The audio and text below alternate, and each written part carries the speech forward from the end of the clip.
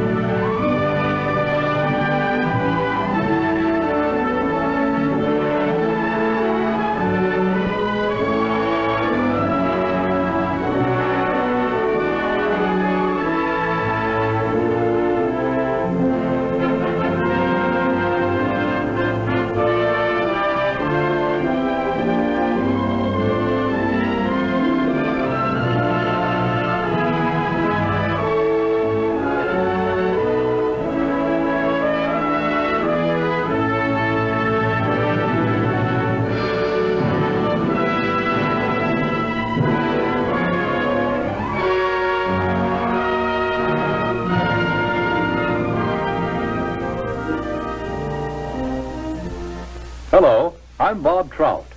I've got a story here that I think is big, really big, because it's bound to have a terrific impact on business. I'm talking about a new market, a big new market, millions upon millions of new prospects with $15 billion to spend. That's right, I said $15 billion. That's a lot of money, isn't it? The surprising thing is that it's a fresh market, still full of opportunities. It grew up so fast, got so big in a hurry, that few of us realize its scope. Now, these days, nobody's likely to pass up chances to sell. And yet right here in our own front yard, there's a neglected market. There's money waiting to be spent. To get the story of this market, to be able to tell you the secret of selling the Negro, we did a lot of digging. We talked to leading businessmen, to customers, and to salesmen. We went to Washington, D.C. We set up cameras and other key points around the nation. And out of this all, there emerged a story, the story of a new market.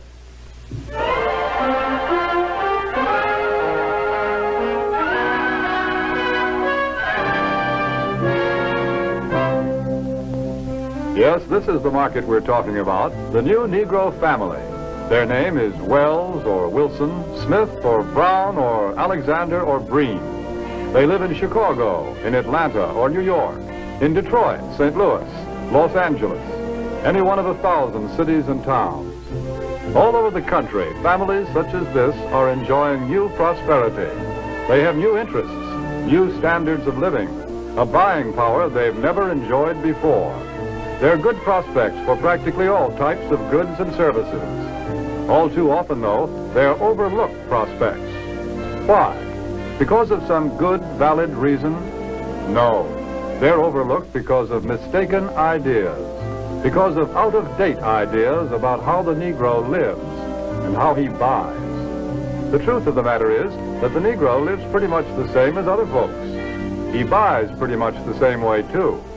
But just the same, a lot of old doubts and opinions keep cropping up over and over again. I don't like to do business with Negroes. They're drifters. You can't keep track of them. Yes, although a lot of people think that way, the truth is that 1 out of every 3 Negro families living in cities today owns its own home. That figure comes directly from the United States Bureau of Census. Maybe so, but Negroes are poor credit risks. Not more of a credit risk than any other group. Actually, the Negro homebuyer meets his payments faithfully, often more faithfully than other race groups in the same economic level. That's the information we got from people who ought to know, the National Association of Real Estate Boards. Well, maybe, but I've always heard that Negroes buy shoddy, poor quality merchandise. No, it's just the other way around. According to leading researchers, in proportion to population and income, Negroes buy more quality products than any other comparable United States group. You see, there are a lot of confused notions about the Negro customer. But when you dig right down and find out about them, they just don't hold water. Negroes own homes. They meet their payments faithfully. They buy good brands of merchandise.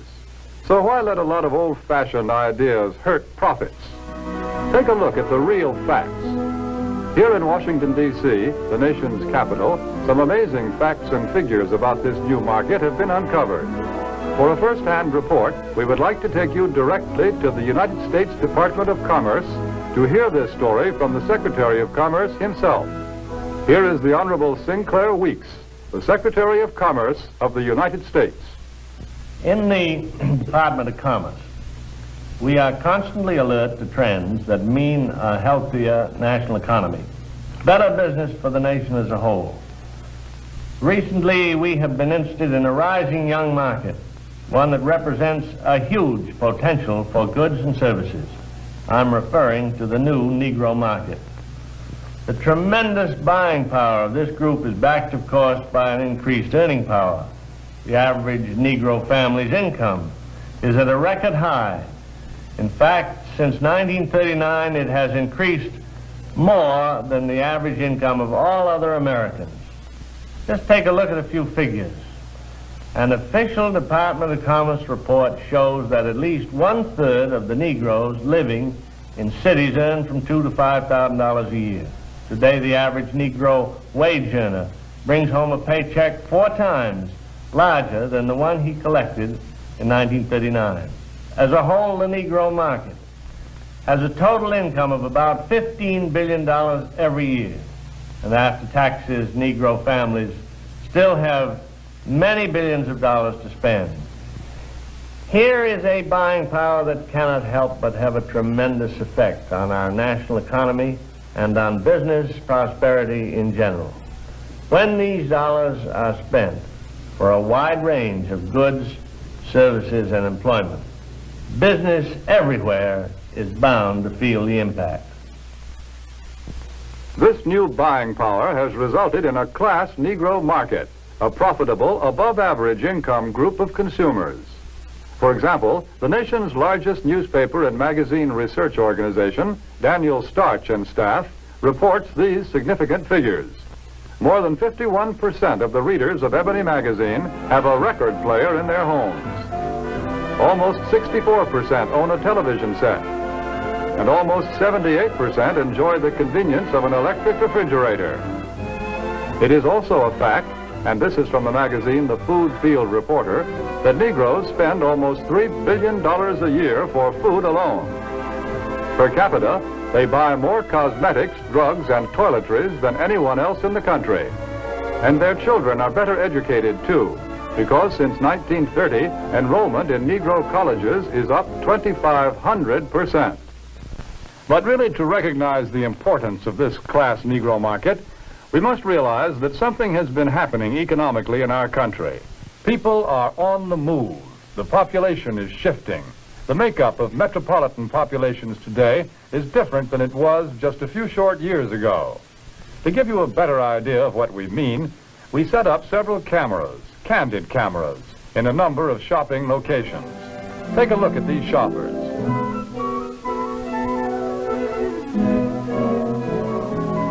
Notice what a large proportion of them are Negroes. What's the reason? It's simply this. Negro families are moving into the cities where there are more job opportunities. Here they find occupations with more prestige and security, jobs that pay more money.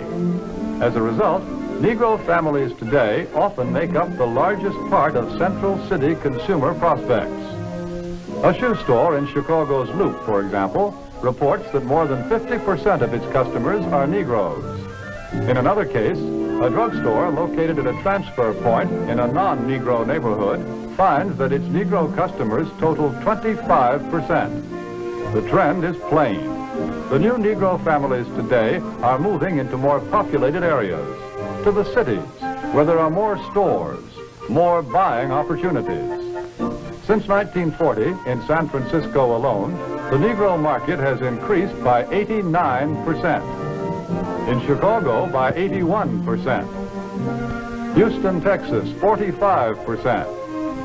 Philadelphia, 50%. The impact of this new buying force is so tremendous that actually in 14 major United States markets, a product cannot be number one without Negro support. A product must have the backing of this big new buying power to be a leader in the field. What do you have to sell? Chewing gum or cars? Toothpaste or transportation? Whatever it is, here are millions of prospects, and these prospects are everywhere.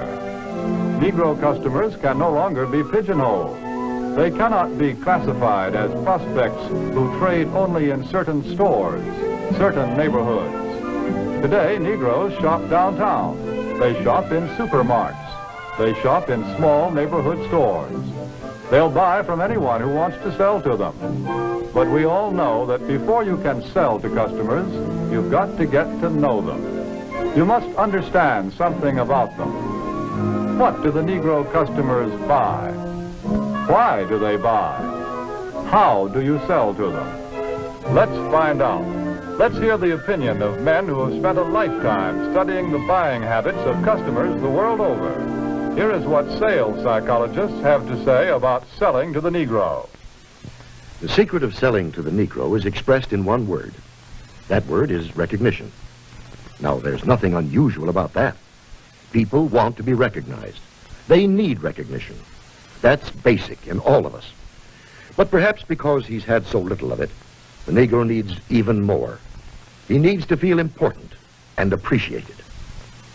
This need is a very real and important one. It shows up even in many of the Negro's shopping habits.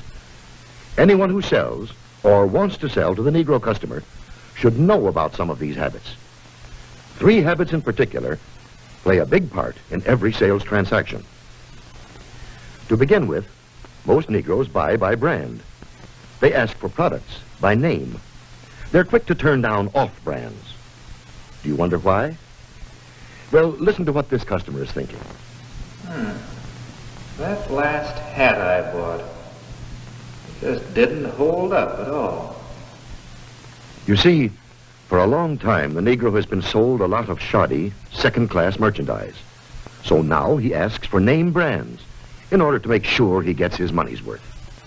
Buying by brand, that's the first important Negro buying habit. Now for the second. The Negro buys good quality merchandise. Symbols of quality and prestige are very important to the Negro customer. This woman, for example, is buying fine crystalware. But she is also buying the admiration and approval of her friends and relatives. Listen to her thoughts. My, isn't it beautiful? I can hardly wait to show it to Sally and Joan. It's a well-known fact that many Negro customers are influenced by the opinions of others. What their friends may think of a certain item often decides whether or not the sale is made. So remember, the Negro buys quality merchandise. That's the second important point. And here's the third thing to remember when selling to a Negro customer. When he specifically asks for one thing, don't try to sell him something else. Don't try to switch him at the point of sale. If you do, he'll probably react something like this. Doesn't he think I've got the money to pay for it? There's a reason for this reaction. Again, because he's had experience with cheap merchandise, the Negro resents being offered a substitute. He wants to be sold on quality, not price. The Negro buys by brand, he buys quality, and he doesn't like to be switched at point of sale. These are the keys to selling the Negro customer. Another point. The Negro family does things together, as a group. The family works as a unit. It lives as a unit, and it buys as a unit. When you sell to one member, you many times sell to all. It's also true that many places of entertainment are still closed to the Negro. So he spends more of his money for the things that are available to him, often for items that are considered luxuries. Another trait of the Negro market is the fact that it is a pre-sold market. We know that the Negro buys by brand, and he buys the brands that he knows something about. Where does the Negro buyer get this information? We know that Negro customers are turning more and more to the publications that are tailored specifically to their needs, that give them the news and the information that they want to read about. Many leading businessmen and companies already know this. That's why so many of them are taking this direct, sure route of reaching the Negro customer. The vice president of advertising of the Gruen Watch Company, for example, says this. In many important cities throughout the United States, Negroes are important customers of the credit jeweler. Therefore, it seemed that Ebony magazine would be a very important advertising medium for us. We would say it was very well received, and from our viewpoint, a very successful campaign. From the Remington Rand Company comes this statement. Our records show that advertising in Ebony has been effective in many ways. As all good advertising should, it has built a terrific amount of goodwill and has brought a volume of sales and sales inquiries. A representative of the Alaga Syrup Company makes this statement. Because of Alaga's regard for the influence of Ebony in the Negro market, advertising space was doubled. Alaga's long experience in selling to Negroes now takes the most direct route to its best customers, reaching Ebony's 2.5 million audience in every issue. And here are the statements of still other business leaders. Yes, many business leaders are discovering the most direct and most efficient way of reaching the new Negro market. Look here at the results of the same advertisement in two different publications, Ebony and another general magazine. You can see that proportionately, more men and women read the ad in Ebony than the one in the other magazine. And they did a better job of remembering it, too. A greater percentage of readers noted, associated, and remembered the ad in Ebony. But now, wait a minute. If the Negro market is so big and easy to reach, why aren't more companies going out after it? Well, often because of the feeling that there's something entirely different, unusual about selling to the Negro. But is it really so different? What do salesmen say? The successful salesmen who do a good job of selling in Negro communities. How do you go about getting the order? How do I get the order? Well, to tell you the truth, I don't do anything. Anything different, that is. I've been calling on these accounts long enough to know that the Negro just wants to be treated like everybody else. No matter who you're calling on, a little friendliness and courtesy help a lot. But naturally, anybody resents being patronized or talked down to. So I usually call a man Mr. Brown, Mr. Smith, or Mr. whatever his name is, until he tells me to call him by his first name. And of course, I always stick to business. I stay away from talk about race or religion or politics. That goes for talk about Negro celebrities, too. You know, this business about what good prize fighters and singers the Negroes are. Who cares? When a guy's in business, no matter what color his skin is, he's interested in making a living, in making money. That's uppermost in his mind. I guess maybe what I'm saying is that I try to help any way I can. Sometimes with displays or ad materials, or an idea once in a while. The important thing is that if it helps push sales for the dealer, it helps push them for me, too. Handle the Negro account just like any of your others. Don't patronize. Stick to business. Get interested in the account. Pitch in and help any way you can. Sounds like pretty good sales advice. That's the secret of selling the Negro. Well, how about it? What do you think of this new market? It can open new outlets for you and for everybody who sells goods or services. It's still possible to get in on the ground floor when this market is just beginning to grow and to expand. The facts and the figures that we see here are just a small sample of what they promise to be next year and the years after that. Yes, here are men and women with money to spend, and they spend it for exactly the same things as you and I and everyone else. They buy almost every type of product and service that you have to offer, and they can be reached like everyone else. through publications that appeal to their interests and desires, that deliver the kind of loyal readership that can be proved both in surveys and in down-to-earth sales. Here is a ready-made market waiting to be asked to buy.